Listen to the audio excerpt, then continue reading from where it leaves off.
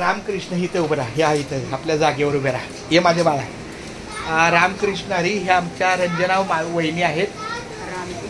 बोला रामकृष्ण हरी. मला वाटतं ही जी चौकट आहे ही हे जेव्हा नांदायला आले होते त्याला झाले 38 वर्ष. 38 वर्षापूर्वी ह्याच घरामध्ये नांदायला आल्या.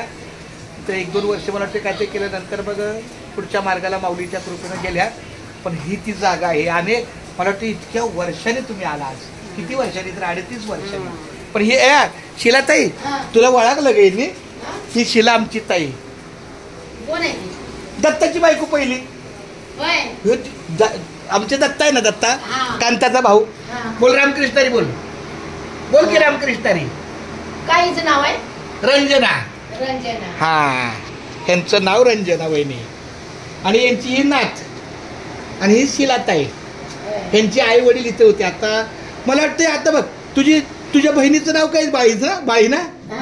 हा, ती पण वारली तुझ्या पाठची.